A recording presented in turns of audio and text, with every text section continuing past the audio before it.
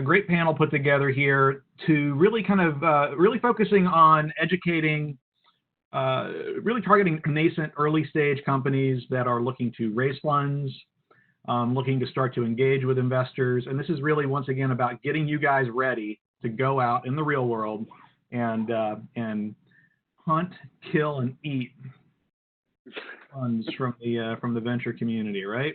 So the way this is going to work out is, so Trevor Best from the ARPA-E family has agreed to provide a couple of examples of a fake pitch for a company. So don't, if there are any investors on the line other than Bimal and Pulikesh, because they're in on the game, don't invest. This is real. But Trevor is going to give this pitch in two different versions. It's going to be a 5-minute pitch. We're going to be draconian with the timing. So we are going to give him a buzzer at 4 minutes and 30 seconds. Trevor's going to show us what this looks like, kind of okay, but not super great, and possibly in ways that would be likely for ARPA-E alumni to foul up a pitch. And then he's going to engage in a conversation with Pulikesh and Bimal regarding how that went, and then he'll pitch it again, and he'll pitch it the good way. And in the middle of that process, there'll be a discussion around kind of what good pitching looks like, where the mistakes were, where they can be corrected. On the other end of the conversation, we'll be opening it up to questions from you. Once again, please type your questions into the comment bar, directing them at Mary. Mary is going to take a look at them and feed them to me, and I will then read them out. And I'll, of course, pepper the panel with questions as well. Feel free to focus your questions on the pitch process, but it should also be more broad. You can be more broad than that. We have two different types of investors here. We have a corporate strategic investor, and we have a more conventional venture investor. You can ask anything. There are no dumb questions. And we will feed them to the panel and get you some answers. We'll keep that going as long as the conversation remains interesting and valuable. So a quick time check, it's 1:43, so we actually have a pretty big chunk of time. So before I let these guys kind of go off and start running, I am going to give them a bit more of a proper introduction. So Trevor, as I mentioned, he's from the ARPA-E family. He's the founding CEO of Syzygy Plasmonics. And before starting Syzygy, he worked at Baker Hughes, where he steadily progressed into management, gaining experience in quality assurance, regulatory compliance, technology development management, project and personnel management, supply chain management, internal external communications, and business process architecture. So he seems well suited to run a startup. With Syzygy, he successfully raised two funding rounds and is currently focusing on bringing a revolutionary photochemical technology to market. Pulikesh Mukherjee is the managing partner at Imperative Ventures, a relatively new fund in the energy technology space. Before Imperative, Pulikesh spent 10 years at BASF Venture Capital, sourcing and executing investments in energy, agriculture, chemical, and industrial sectors. During that time, he served as director and observer on the boards of early-stage technology companies. Prior to his role in venture capital, Pulikesh gained over 10 years of experience in international business development, sales, marketing, and chemical process scale-up while working at BASF. He serves on the NREL Investor Advisory Board and also on the advisory board of the Stanford Energy Club. Pulikesh has a PhD from Stanford University and a Master's of Science from IIT Kanpur in India. He has published in peer-reviewed journals and has co-authored more than 15 patents, which is more than me. That's great. And then Bimal Mehta currently leads corporate innovation at Schneider Electric, driving and incubating both internal and external innovation. Bimal builds diverse, high-performance teams and helps them develop a strategy and scale their business models. He also connects corporate partners with leading startups to enable co-innovation opportunities. Bimal has a proven ability to lead, innovate, and launch products that outperform the competition, win markets, and drive revenue. So a good collection of people to run this panel. So with that said, I'm going to hand it over to you guys to go through the first pitch. So Travis, that'll be with you, and then we'll jump back in. All right, thanks a lot, and thank you all for joining us and devoting your time here. This is a great opportunity for the applicants and for the folks in the ARPA-E community. So thanks a lot. Awesome, thank you, James. So I will take it away from here. Before I get started, just one reminder, this is not a real company, and all of the science I am about to talk about is highly suspect. I would not get hung up on the technical aspects of what I'm talking about. Instead, focus on how I present things, how I talk about things, how I spend my time, etc. This first pitch is an example of something that's not horrible, but could definitely be optimized. And so with that, I will jump in and present to everyone Facade ChemCorp. Let me share my screen.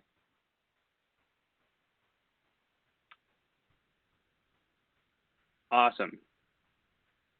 And so everyone should now be watching Facade ChemCorp. So let me get in character and start the timer. Hi, my name is Trevor Best, and I am the founding CEO of Facade ChemCorp.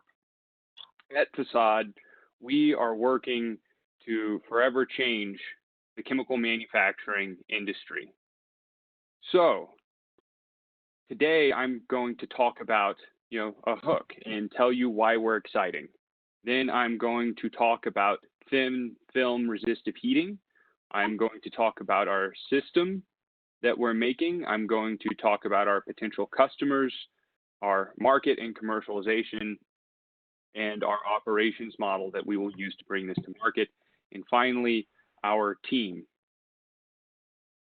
So there is a big problem with chemical companies today, especially around resistive heating. Many companies have tried to implement resistive heating at scale, but many have failed. And the reason is there are high thermal losses whenever you do resistive heating inside of a system. And so if you look at lowering the resistive heating, so the inverse of those losses, as you improve your ability to reduce losses, you are able to improve your profit margin and outcompete others. And ultimately, this is what makes Facade ChemCorp so very, very exciting. And you can see here with this graph how we are able to demonstrate how we are better than others. The science behind what we're doing is all based on patent pending nanotechnology. So our patent pending nanoparticles, you can see a diagram of the atomic matrix of our nanoparticles on the right side of the screen here. It was invented at a very well-renowned university in the northern United States in Q3 of 2019. And ultimately, what it enables us to do is better deliver thermal energy to our chemical reactor through resistive heating, and by minimizing the amount of thermal losses that happen in this system. This is exciting because this technology allows us to use electricity instead of burning fuel, which burning fuel is bad because it causes carbon emissions, which many people also know is very bad.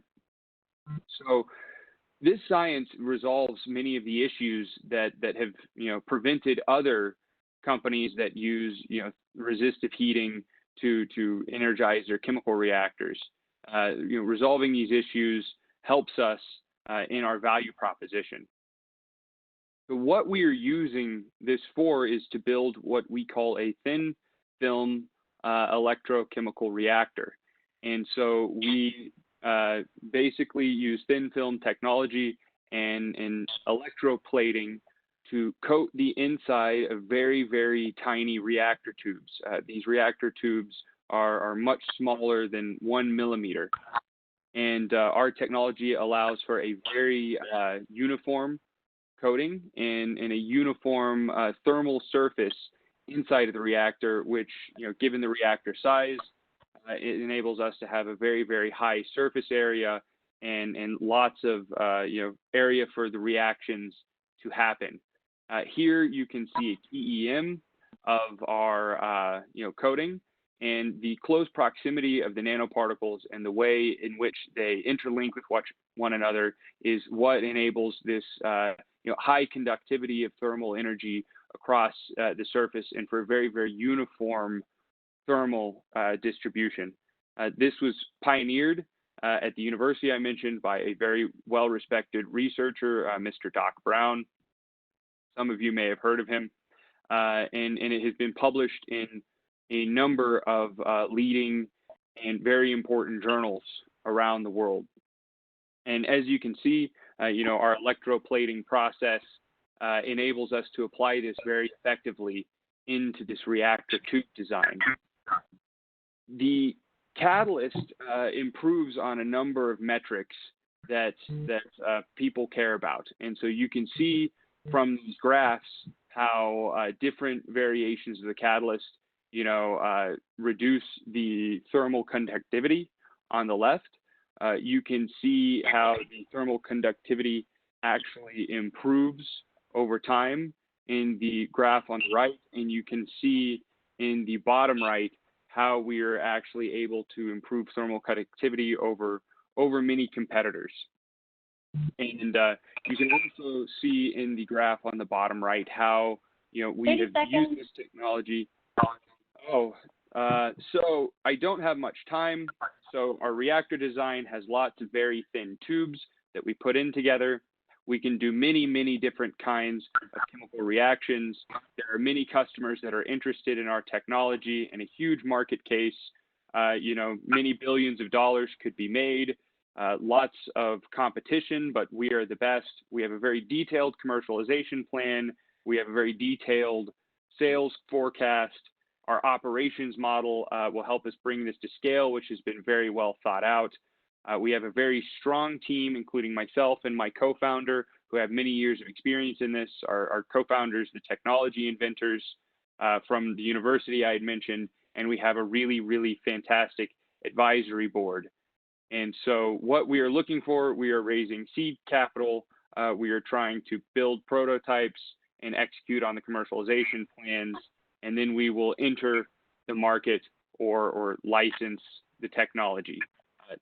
Thank you very much. All right, thanks, Trevor. You guys ready to invest? Not quite. Trevor, great talk. Stop sharing my screen.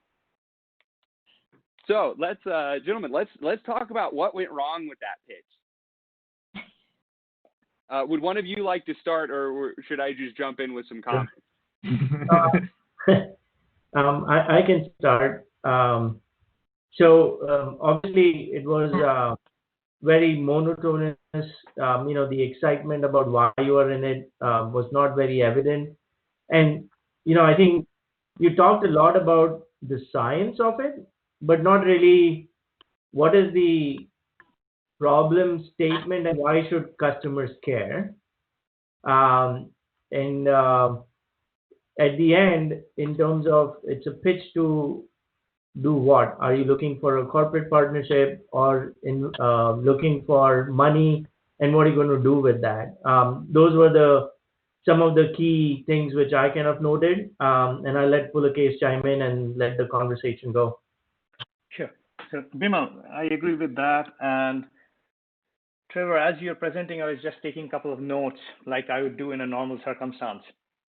So obviously, coming in the first slide, you say it's better without telling how or defining why is it better. All through the presentation, there were a couple of very broad blanket statements, which are not concrete and vague. We are better and this is the best. And this is a 5-minute talk, so one has to be very clear what's the intention. The intention of a 5-minute pitch is, do I want to have a next conversation? If I'm listening there, I said, this is interesting. I need to go into the detail of where the next talk is. And in that regard, and I'm sure you realize it, is a TEM really needed for a 5-minute talk? As Bimal said, what is the problem? What are you really addressing? Where is the bottleneck and why is it that advantage? Where is the market? For a lot of financial VC, they need to see what kind of market you're going, and actually not the market broadly, that the energy market is huge, but what is the market that you're actually addressing, the strategic relevant market? If it's a corporate, they want to see why you want to partner. So just some initial thoughts. No, and that's all great. Whenever I was putting this together and I was thinking about like where do you know, early stage companies make mistakes? You know, one of the first things I thought about was you know, lack of passion, which Bimmel picked up on, and you know, I was, you know, pushing very hard. Another was focusing too much on the technology without you know, giving enough time to the customer or the market, and you know, definitely too much detail in the deck, you know, and failing to cut it down to what really matters and what people want to hear. You know, so I think all those are really good comments. Some other things that I was doing in there was you know, too many words per slide, where there's so much going on in each slide. It's very difficult for you to focus in and figure out what I'm talking about. And Yeah. especially when there's too much on this. Go ahead. Yeah, and I think just to your point about too many words, right? I think if you have too many words, then people's attentions go to the slide versus what you're talking. So I think you just need to have enough, but let you be the storyteller, right? Not the slide. So I think you need to kind of have that right balance. And it's a tough balance for a lot of people, right? Like in terms of where do you draw the line, like to kind of put just enough detail that there are questions, but not everything on there. Yeah, no, I agree completely. Trevor, the other thing you highlighted is rushing the last part of the slide, and that's where a lot of the investing information is there, which is not possible to digest for anybody with the speed that you have to go through because you have 30 seconds left. Yeah, and that one was funny for me because I think about all the conferences I've been to whenever somebody hits the 30-second mark and then they still have like 15 slides to go and they just like rapid fire go through them. I'm sure everyone on this call who's attended conferences before has either accidentally done this or seen someone who's had to do this, you know, where a lot of the really good stuff they just didn't have time to get for because they hadn't cut things down appropriately. Yeah, it's almost like based on the time, right? Like you have to kind of put yourself in the shark tank, right? Like what is it that you want to get out of it, and what are you trying to do? Like, you know, if it's first and foremost, if you're raising money, like, you know, hey, you're here to kind of raise $1 million, whatever, right? And here's the problem statement type of thing, because as Pulikesh said, you rushed through the end, which was the key, you know, call to action or next steps if there was interest. And I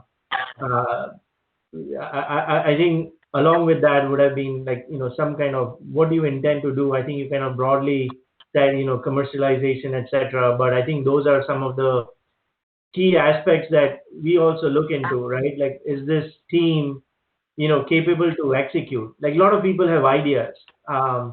At the end, we're looking into, can this person execute, or can this team execute on that opportunity which is at hand? Yeah, and I think that's something that's really important to talk about here, especially for this audience and everyone going in to be making, you know, 5 to 7 minute videos and trying to get commercial partners. It was something that that one of you had mentioned just a few minutes ago, and that is like, what is the purpose of, you know, this first pitch? And you've got 5 to 7 minutes. There is no way that an investor is going to have a complete understanding of your team or your market or any of the things that really matter in 5 minutes. What you're really trying to do is get them interested enough and convince them that it is worth their time to start digging deeper. And so, like, you know, that level. Or to have a follow-on conversation, which will take an hour to go into that in the process. So, and this comment is mostly for the very early stage companies we are talking about. So when I'm looking at a really early stage company, obviously I don't expect all the problems to be solved. That's a much later when you're doing scale up. In early stage, what I like to understand in a 5 minute is what is really the bottleneck or the problem you're solving? What's different from the state of the art today? Where is the advantage for the customer? And what kind of market you're talking about? So if I can get these 4 or 5 things, that means, that's interesting, or maybe this is not the focus of my fund. It's interesting for somebody and the conversation doesn't make sense.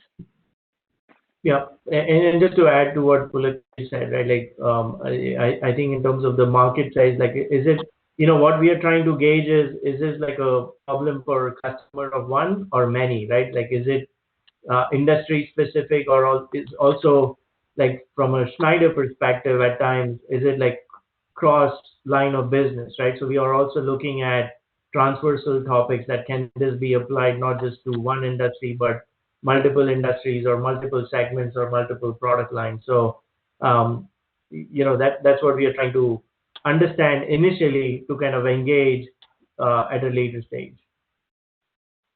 Yeah, so I think this might be a good opportunity to start to shift the conversation a little bit. We've talked about, a lot of things like what not to do and where to focus, things like this, but I think we have an opportunity here to talk about what should we be doing in, a 5-minute pitch. And so I can just lead in with that, conversation, and Bimal and Pulikesh, you can follow up after me.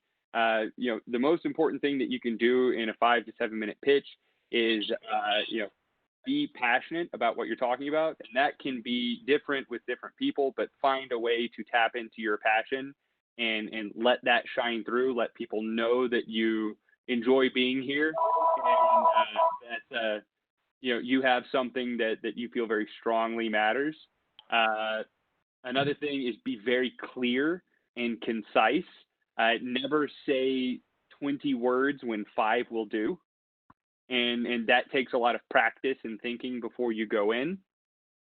Something that we didn't touch on with the other presentation that you'll get to see in a second is make sure everything looks good. I know everyone on this call is for dress for success. Your pitch deck and your video is no different.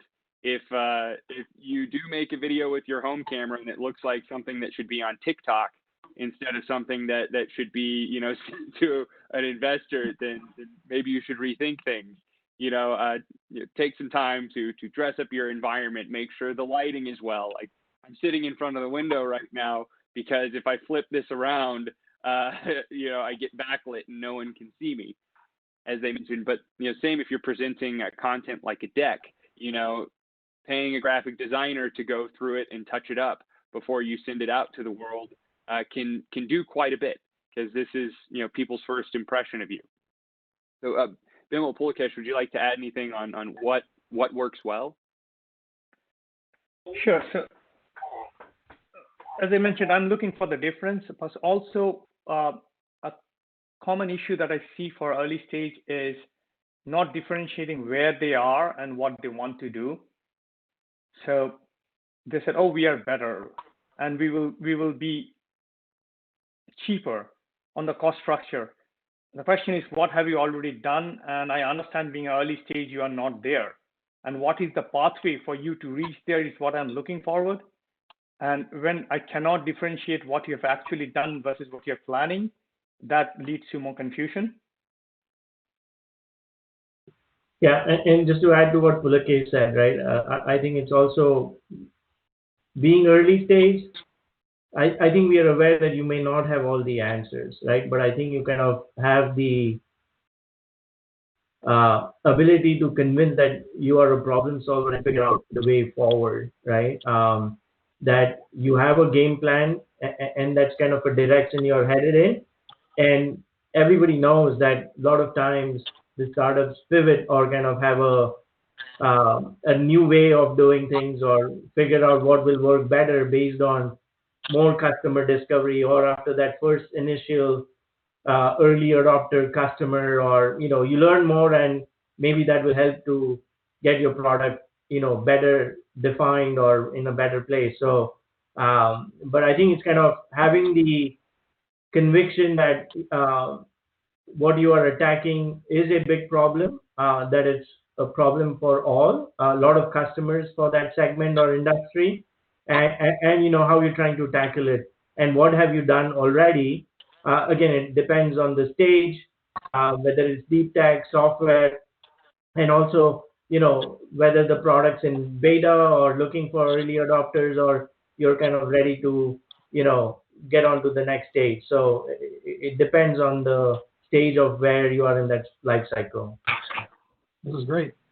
So I'm gonna jump in here so that we can kind of see what good looks like, right? So I think this is all great advice, and I think these are the right types of presentations we're outlining here for the semifinalists to be putting up online and to be using when they engage folks.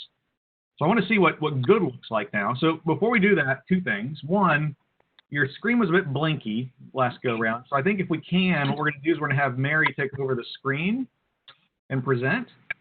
And then we'll have you talk to that, okay, Trevor, as long as that's not going to screw up your flow too much. Hey, that sounds great to me. Okay, cool. The other thing is, just for the folks watching at home, please send in any questions you have for the panel regarding either the pitch and how to pitch, and how to evaluate a pitch, or investing in general. And I think, as was pointed out, some of the questions that we're trying to get to, or pieces of the information we're trying to get to, this is a very generic presentation here. Obviously, you would tailor anything you did for a specific audience. But I think this is a really good example of what good will look like for the Scale Up semi-finalist web pages. So I think it's gonna be really good. So, so Mary, what do we need to do here to kind of switch over? Yeah. So I will start, since Trevor, I have your good presentation, so I will share that shortly. I just wanted to mention, I noticed people are raising their hand, and that is not a good way to get your voice heard. So send your question that you might have in the chat feature, or send it to the comms inbox. So that is the best way to have your voice heard. We're keeping everyone muted. So please do that if you can, or if you have a question. But without further ado, Trevor, I will now, let me see if I can go ahead and share my screen. Well, and whenever I say next, just next slide. You got it. Fantastic. All right. Let's see. So this, not what we want. Go.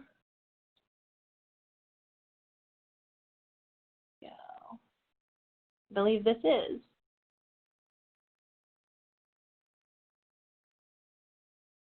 All right. Can you see my screen, Trevor? I sure can, and I am ready. All right. Whenever you're ready, go ahead. Okay. Everybody strap in, because I'm about to tell you about the most exciting thing you will hear all month. I would like to introduce you to Facade ChemCorp. My co-founder and I started this company because we feel very strongly about the coming green revolution, and we have a technology that can help clean up the chemical industry and help to enable sustainability throughout all of our lives. So next. To really understand what Facade is doing, you have to understand how chemicals and fuels are made today, and they've been made the same way for the past 100 years. First, you burn a lot of feedstock to produce heat. That heat is used to power an enormous chemical reactor, something the size of a refinery, and these reactors operate at over 1,000 degrees Fahrenheit and hundreds of PSI, and then those products are transported to the point where they're finally consumed. Think about a gas station or a manufacturing facility. Next. There are really three big problems with how these things are made today. And the first is carbon emissions. Creating these commodity chemicals that help Earth run creates gigatons of carbon emissions every single year. The next big problem is cost. The cost of these things affects the prices of commodity goods. And while people want emissions reduction, if it dramatically increases the cost, no one can afford it. And finally is, the third big problem is centralized production. Centralized supply chain is very inefficient, and it creates even more carbon emissions. And many industries are starting to very successfully decentralize. Today, you see it happening with manufacturing and 3D printing. You see it happening with medicine, where you can now see your doctor online. Chemicals is no different. So next. This is a great time to introduce you to Facade ChemCorp. Facade is working on a completely new type of chemical reactor. Our technology improves efficiency and reduces energy consumption. This is a platform technology, and we can apply it to many, many different chemical reactions across the chemical space. When you apply our technology, you are able to reduce carbon emissions by up to 100%. That is correct. You can completely eliminate carbon emissions in many cases. And because of the way our technology is made, you're able to reduce cost by 50% or more in many cases. Next slide. So potential is great, but as an early stage company, we need to focus. Our first product is going to be a highly efficient methanol production product from renewable electricity. So these reactors will have 50% lower capital cost and 50% lower energy requirements than traditional methanol reactors. We'll also see, because of the way our technology can be applied, a 75% reduction in maintenance requirements and non-productive time for any methanol producers. Finally, these reactors will be very modular, scalable, and very quick and easy to deploy in their end use cases. And ultimately, when you think about Facade and what we're doing for methanol, we can make, our reactors can make zero emission methanol price competitive with fossil fuel-based methanol. And that is a huge change for the world. Remember, this is a platform technology. So after methanol, we can go on and do this with other chemicals as well. Next slide. So why would somebody buy this? Whenever I tell you that we can reduce cost, we have a very well-defined, well-reviewed techno-economic model that shows where we can take the cost of methanol from $230 per ton today, that's the going market rate, and reduce it down to as low as $105 per ton, while simultaneously eliminating greenhouse gas emissions associated with this.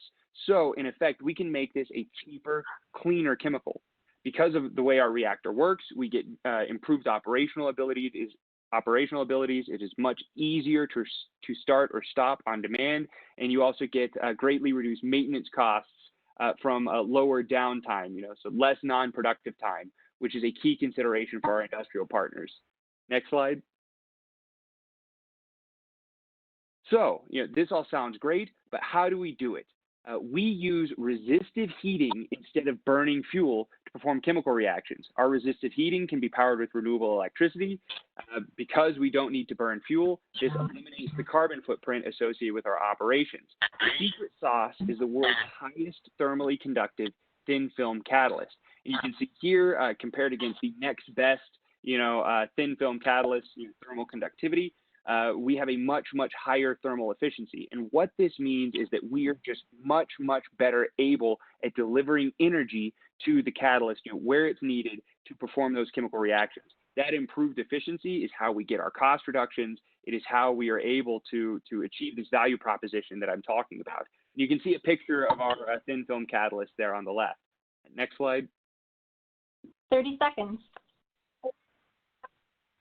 Awesome. So our technology is very well reviewed and developed based off more than 20 years of research, published in leading academic journals. We've been awarded granting agencies. So whenever I talk to you about this technology and how it works, it's not just me. Others are also supporting us too. Next slide. We have a huge market, methanol, more than $30 billion. We will start with small-scale fuel cells, go into small-scale industry, and finally, we have a plan to get into large-scale industrial applications, which is the big pie of more than $30 billion. Next slide. We have significant market demand, energy petrochemical users, small-scale industrial users, and methanol fuel cell manufacturers all have been, contacting us, and we're starting to explore, opportunities with them. We have funding from world-leading investors and granting agencies. And final slide.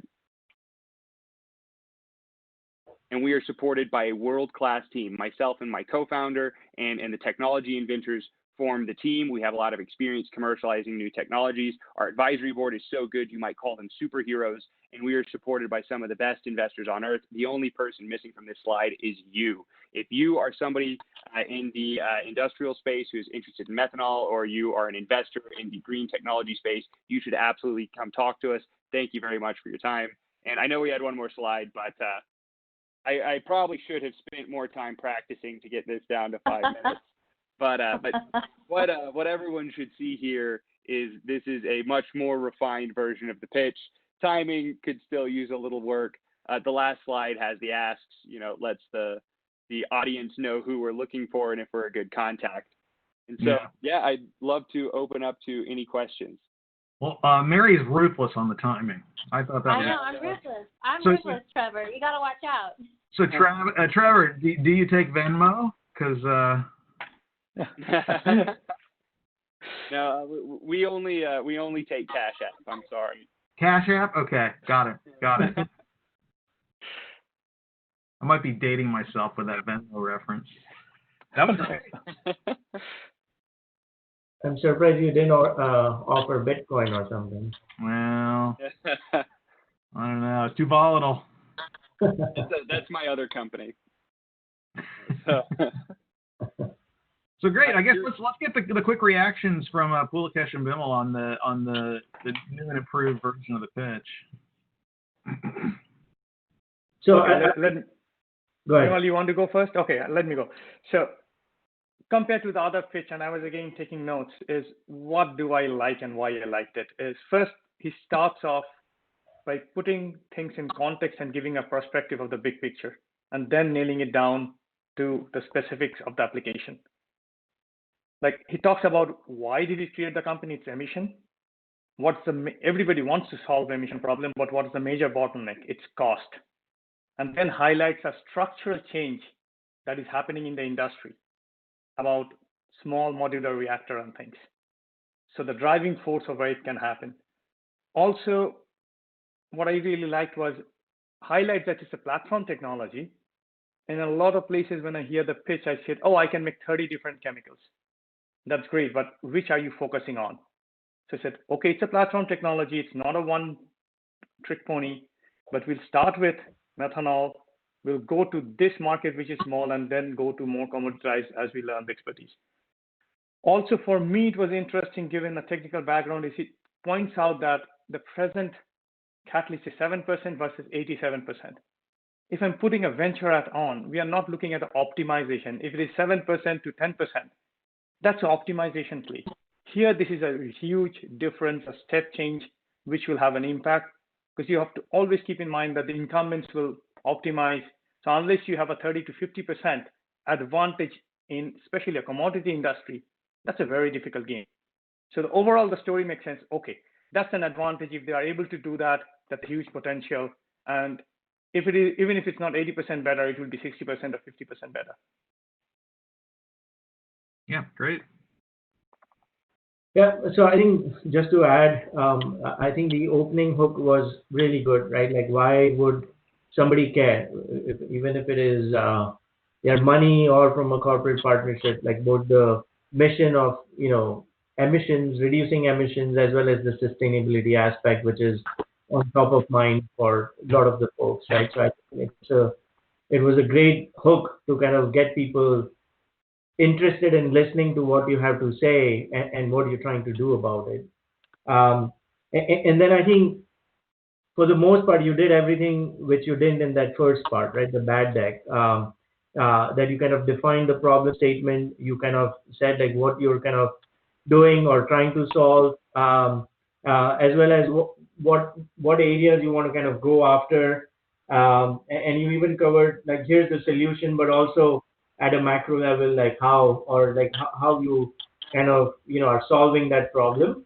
And also that the validation or the technology validation has happened, which,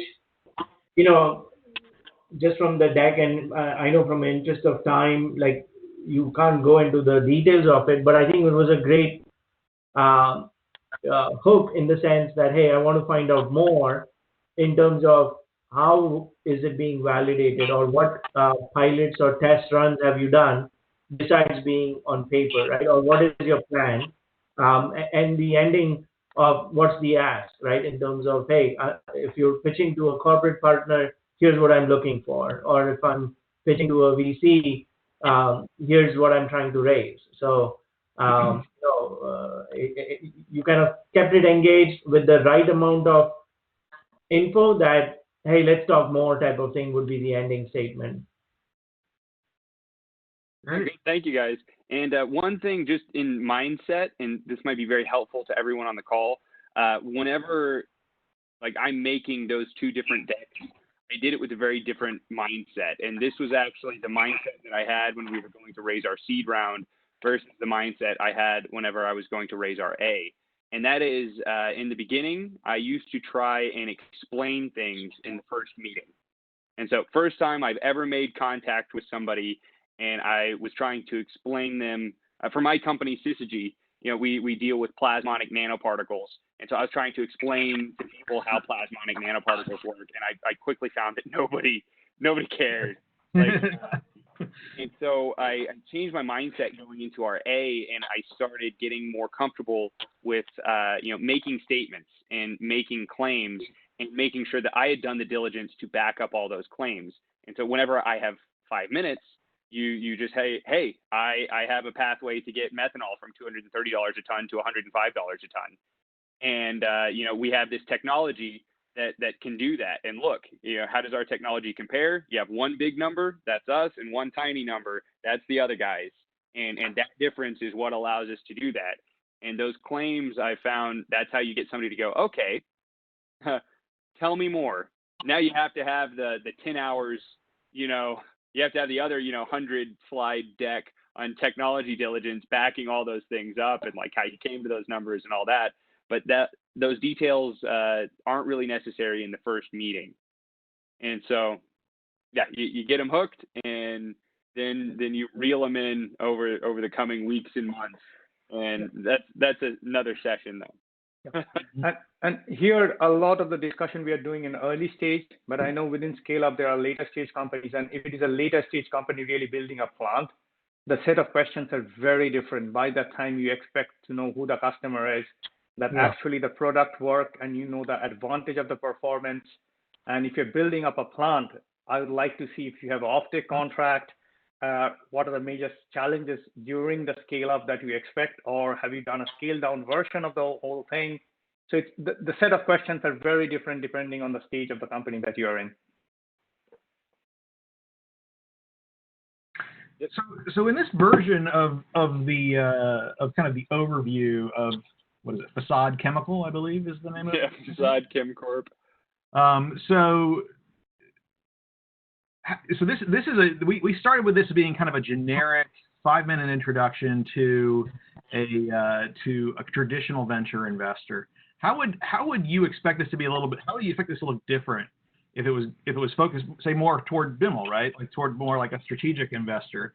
He's sitting in on this, but I assume that you're going to be kind of angling things a little bit differently when you go and you talk to a strategic. And by the way, for those on the line that are going to be putting up videos onto the launch pad, I think this is the nature of the video that we want to see, right? Where it is high level. What are you doing? What problem does it solve? Why does it matter? And then when people can dig in later, they can reach out to you to find out more of the technical details. But I'm just curious how you would tweak this, Trevor. If I had to mention one thing, so like if there was one big change that would make a huge difference for BIML, and I only have 5 minutes, I wouldn't talk about the investors as much, or the validation maybe quite as much, but I would focus more on use case. And so whenever you're talking with a strategic partner, I found use case is very important. And in use case, you need to understand their application, and you need to very quickly convince them that you understand their application, and you need to show them where your technology plugs in, so to speak, and what that looks like. Right. Use case is also important for venture investors. But if you have 5 minutes, you don't always have time to clearly define that, because to do that well can take, a minute and a half, maybe 2. But that is absolutely critical for the strategics. So to state the obvious here, do your homework. Understand who you're going to speak with, and understand what will resonate with them.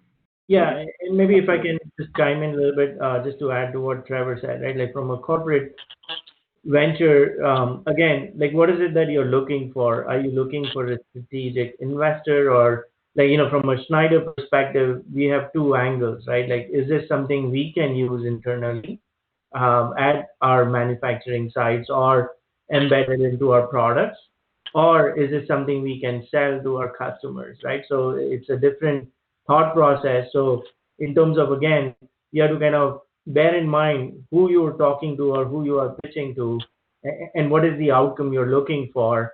And based on the stage, there will be a different level of acceptance, right? Like in terms of if it's more to sell to our customers or to versus embedding, if we are trying to put it into our product, we may be okay with early stage where we are willing to kind of take risks and try out stuff because we know we'll kind of put it through the rigor to test it before it goes out to the customer.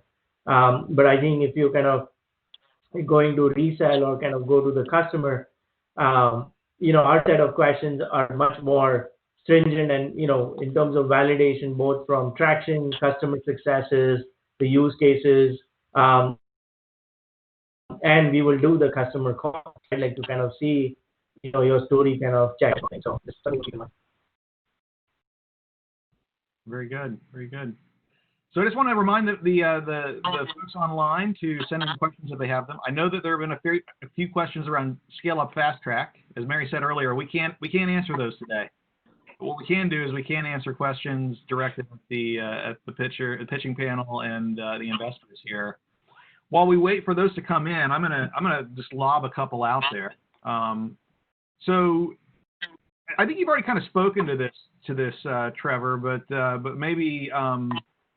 I'll throw it to Pulikesh and Bimal, and Trevor, you can add as well, because I'm sure you've been to about 500 pitch competitions. I know I've seen you at every conference in the last 2 years. Of course, we don't see each other there anymore. But you guys must see just a gazillion pitches. What are some things that just really irk you when you see a pitch? What are your peeves? So for me, I look at mostly investment based on physical science, right? So battery companies, those kind of things. And I'm just picking on one of them, and it's unfair pick. So if I see a battery, a lot of it is, oh, I'm better and cheaper. My first question is, how do you know that? And what Trevor mentioned is, okay, this is what we have, this is the difference, and this is the pathway why we think we will be better and cheaper. But if a very early stage company comes out, which is just directly out of a university and claims I'm better and cheaper, I cringe a little bit. Yeah. Or the other one, the best one I had up till now was Trevor talked about the techno-economic analysis and how it is cost effective. So I had a pitch like that, and then I said, so what scale did you perform those experiments to do the techno-economic analysis? Because like if you are doing fermentation, the parameters that you get in the lab scale is not really translated when you want to calculate cost structure in industrial scale. You have to do it in a 5,000 liter scale and things like that. And the answer I got is either you're a believer or you're not. So it was purely based on paper chemistry. And as we know, everything works on pen and paper. So some of this really are the extremes. I shouldn't say those are the general ones, but those are the extreme ones. As I mentioned, what I really like to see is, and Bimal highlighted that, you are an early stage company. Obviously, you don't have all the answers, and we do not expect all the answers. So I'd like to know is where you are, and then what's the pathway for where you want to reach. Got it. So yeah. I guess then to summarize, to kind of recap that is really about knowing your baseline, right? Like where you are relative to reality, and to not assert things that are entirely mathematical constructs. Yes. And the extreme cases are, I have seen companies which violate laws of physics and chemistry, but those are really extreme. Yeah, right. Okay, cool. Bimal, any other thoughts there? I'll kind of give my answer on the non-chemistry and the mathematical formula side of things. What irks me is, especially since I focus more on the tech side of things, like the initial problem or the solution is laced with all the possible hype words out there, right? In terms of AI, machine learning, deep learning, predictive, and there is, unless like somebody's kind of vouch for that tech that is kind of groundbreaking, I take it with a pinch of salt, like, okay, how well do you know the domain? It shouldn't be a technology looking for problem to solve type of thing, from a different angle. I've had quite a few of those, in the last few years. So it's almost like I kind of let them play along and kind of say like, okay, how many customers are using it, right? Like, in terms of how many customers have gone beyond the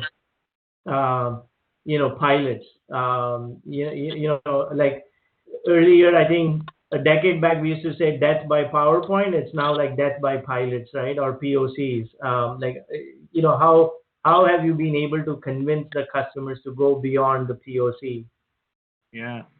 Which, of course, at some level is what Scale Up will be doing, right? We are going beyond PowerPoint. So it's funny because you mentioned the buzzwords. Now, Trevor, you did mention platform. It's a platform technology, which I guess isn't necessarily a party foul as long as you can back it up. You have to be very, very careful with that. Like Facade, Kimcorp aside, my company, Syzygy, we are a platform tech, and that is a double-edged sword. Some people hate to hear that. Some people almost need to hear that. Yeah. And so, I would just recommend being very, very careful with how hard you push that.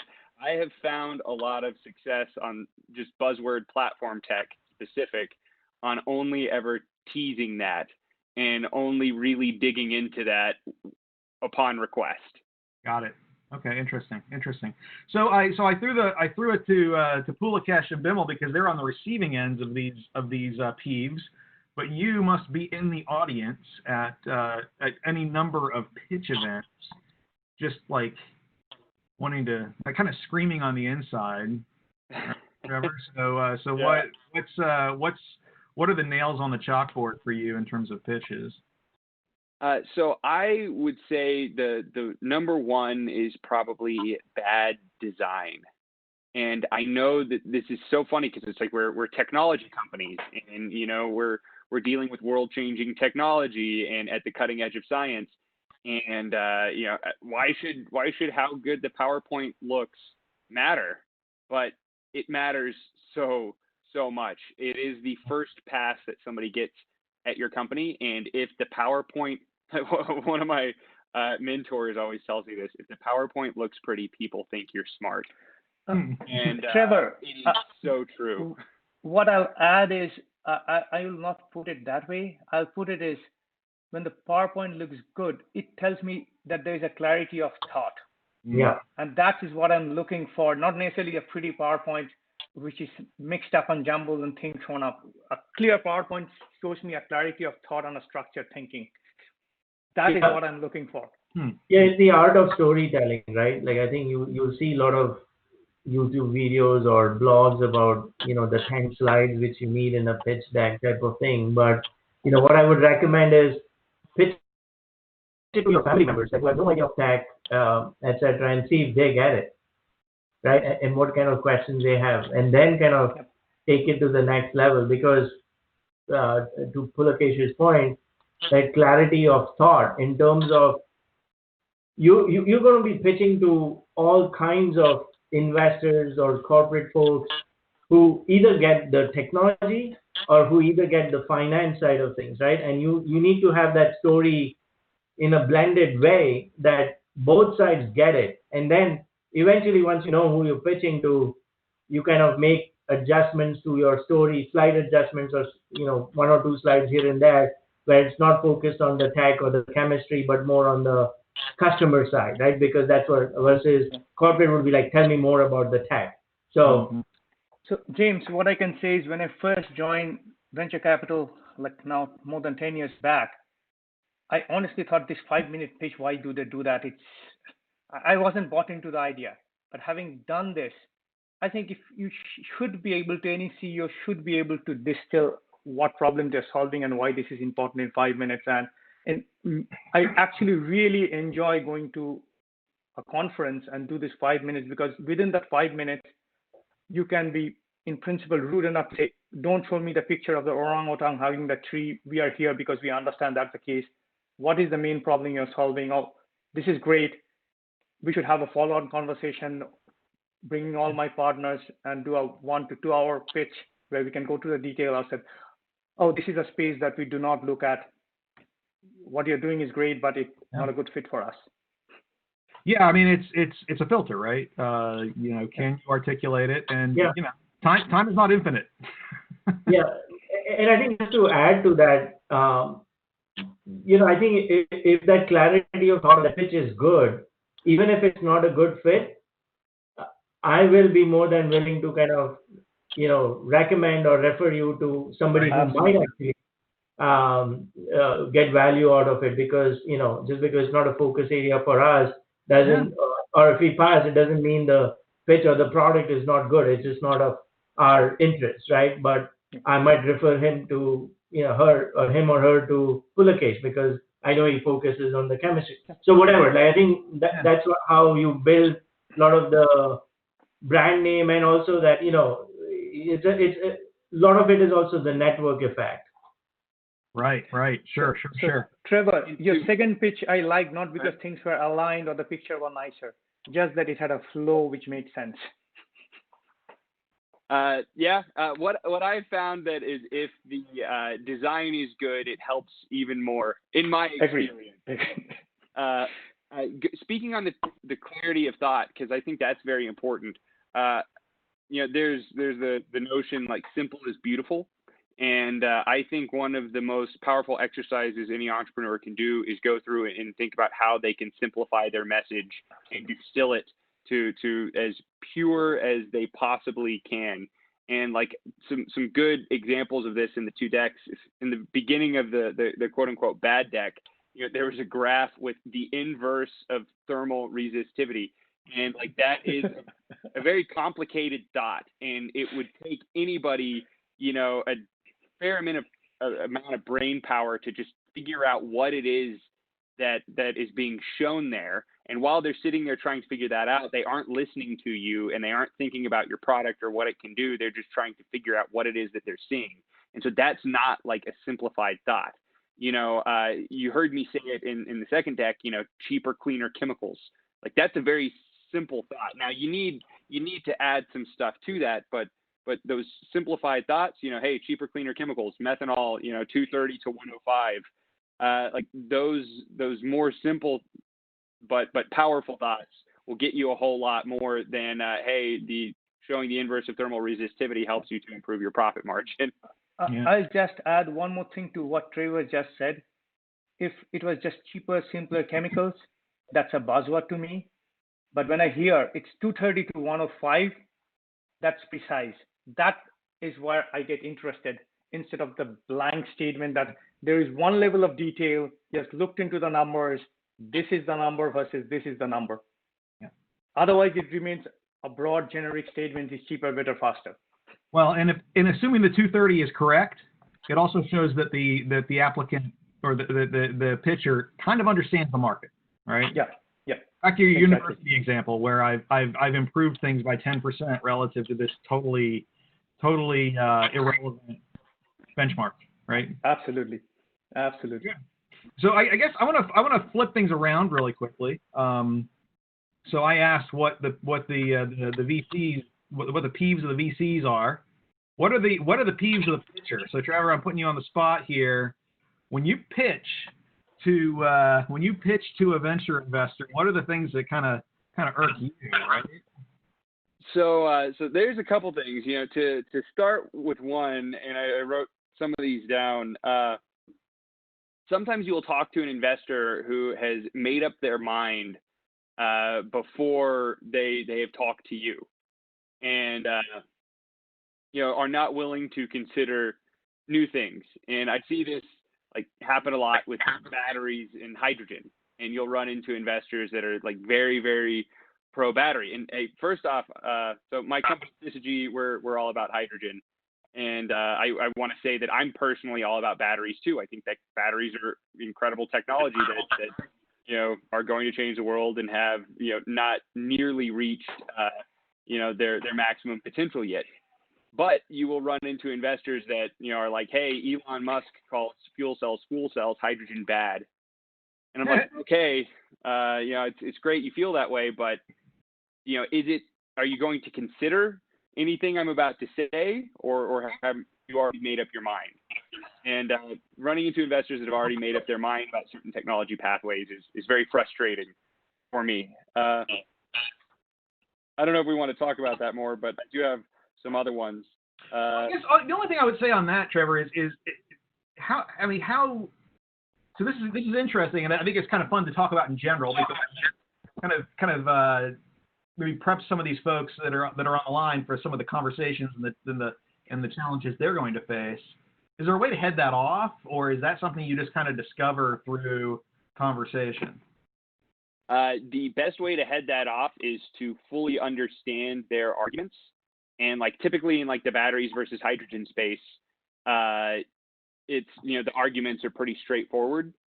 And especially if you want to talk about hydrogen for vehicles, everybody's immediately like, man, Tesla is killing it. Why do you think the hydrogen is going to be any different? And I'm like, yeah, but would you get on a battery powered plane? And they're like, oh, I hadn't thought about that. And so when they're thinking about this, they're thinking about very specific applications and use cases where they're probably right. Hydrogen for personal vehicles, there's a big question there. Me personally, I'm all for hydrogen for much heavier transportation, ships, planes, trains, where battery applications, aren't quite there yet. And so by acknowledging that their concerns in certain areas are valid and clearly identifying their areas and them going, oh, yes, I agree, that's what I think. And then going, well, did you think about this use case in this application?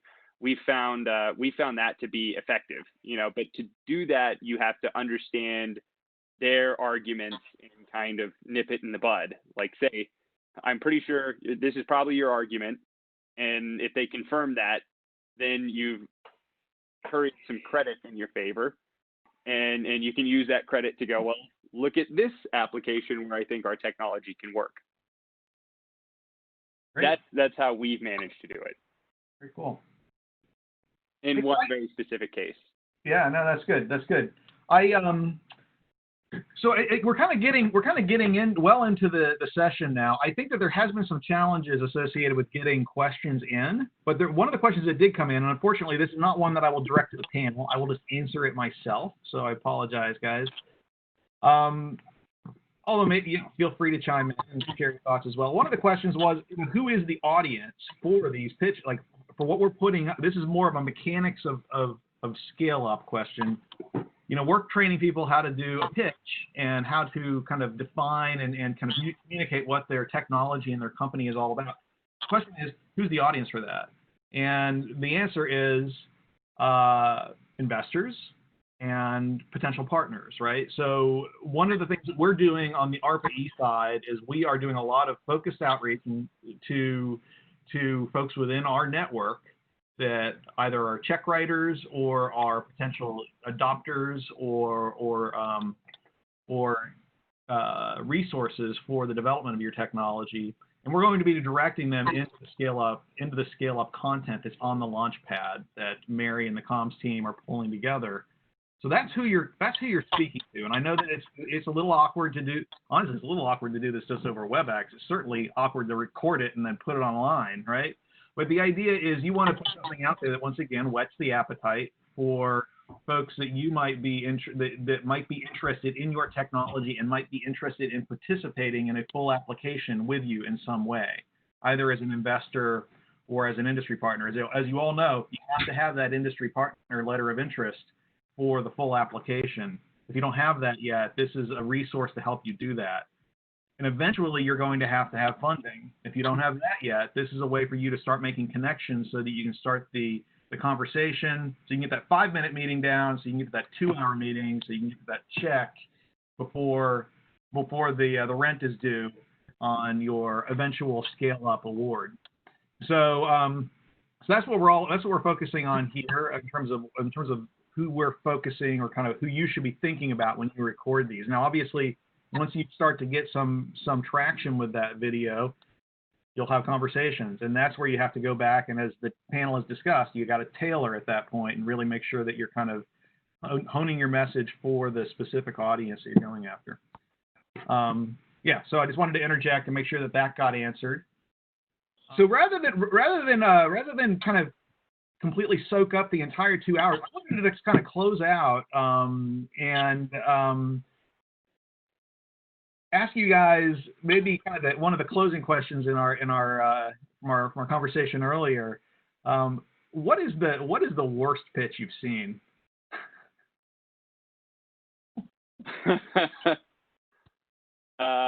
Without naming names. Or given Trevor. Or yeah, right. Oh man, I can tell both pretty quickly. The worst pitch we've ever given in the beginning, we would start off and we were very, very focused on the science. And like my intro was, we have, found these plasmonic nanoparticles and we're able to elicit, hot electron transfer by exciting like this D-band electrical energy in the, in the electrical field of the nanoparticle using photons at various wavelengths and stuff. And that was our pitch for like the first 6 months of the company. And we didn't get a single second meeting. That was back in 2017. And it was just kind of like trial by fire, learning to not focus on the science like that.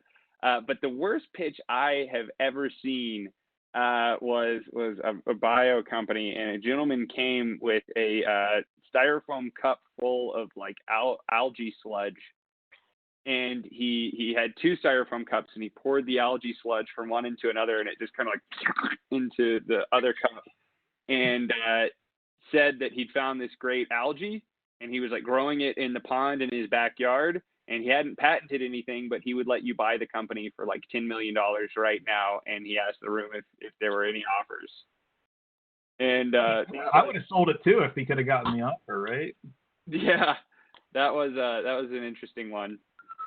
Hey, so by the way, on the overly sciencey initial pitches in the Syzygy Plasmonics history, I'm still amazed that you've secured funding with the word plasmonics in the company name. Most people just call us Syzygy now. Yeah, it's been fun. There's been a lot of activity in plasmonics over a decade, and a lot of activity in photocatalysis over a decade. And talking about people who've already made up their minds, and being like, oh, you don't think this will work because of X, Y, and Z, but what about A, B, and C?